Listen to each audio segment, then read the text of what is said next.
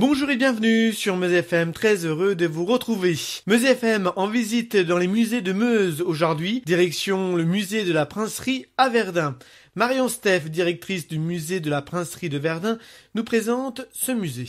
Le musée de la Princerie est le musée d'art et d'histoire de la ville de Verdun. Il présente Verdun et ses environs depuis la préhistoire jusqu'au tout début du XXe siècle. On est ici dans un bâtiment Renaissance qui a été construit par deux frères chanoines. On retrouve l'aspect religieux du bâtiment dans la cour avec une galerie sur 2 niveaux qui rappelle l'architecture des cloîtres et dans le parcours de visite une petite chapelle qui était utilisée par ses frères. Ils ont choisi de construire leur maison sur l'emplacement supposé de la maison du princier. Le princier étant l'un des principaux dignitaires de l'évêché, une sorte de grand intendant dont la charge était supprimée au cours du Moyen-Âge. Voilà, c'est le nom de princier qui a donné le nom d'hôtel de la Princerie et donc plus tard de musée de la Princerie qui s'y trouve depuis 1932. Quelle est l'origine de ces œuvres? Verdun ou ces œuvres viennent de toute la Meuse?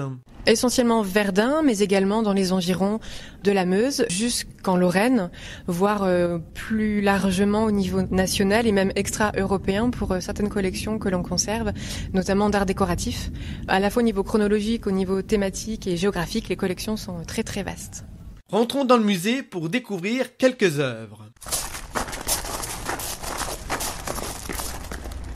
Là, vous arrivez dans la première salle du musée qui est consacrée à la statuaire de l'époque médiévale, de nombreuses sculptures, donc cette fois-ci qui proviennent du département et de Verdun, notamment de l'abbaye Saint-Vanne, qui était une abbaye très importante à Verdun, dont il subsiste quelques vestiges au niveau de la citadelle haute.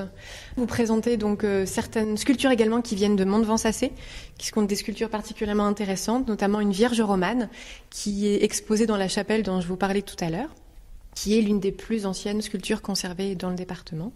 Vous parlez également peut-être d'un objet remarquable qui est un peigne en ivoire, qui est un peigne liturgique qui est sculpté sous toutes ses faces, sculpté au XIIe siècle en Angleterre et amené à Verdun par l'archidiacre de Winchester qui est devenu évêque de Verdun au cours du XIIe siècle.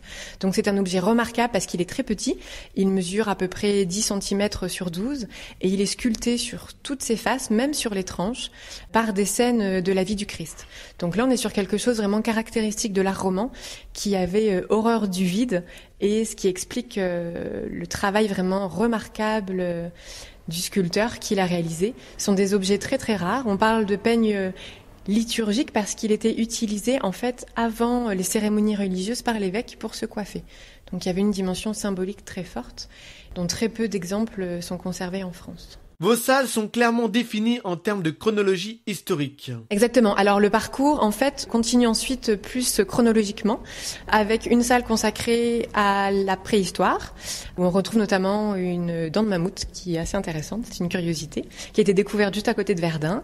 Et le parcours se poursuit ensuite chronologiquement en abordant les périodes gallo-romaines, mérovingienne et ensuite au premier étage du musée de façon plus thématique avec une salle consacrée à l'histoire de Verdun, une salle qui présente une collection de céramique que l'on présente par roulement puisqu'on en a plusieurs centaines, donc tous les ans on essaie d'aborder la présentation sous un thème différent, une salle consacrée à la peinture avec notamment des œuvres majeures de Jules Bastien-Lepage, qui est un artiste né aux environs de Verdun en 1848.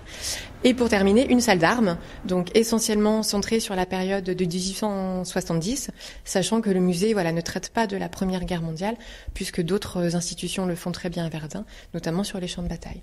Donc ce sont des collections encyclopédiques qui permettent d'aborder toutes ces thématiques et toutes ces périodes à Verdun. Info pratique, les horaires d'ouverture du musée? Le musée est ouvert tous les jours sauf le mardi, de 9h30 à midi et de 14h à 18h. Et il est ouvert du 1er avril au 31 octobre. Retrouvez ce programme sur notre site internet meuse-fm.com.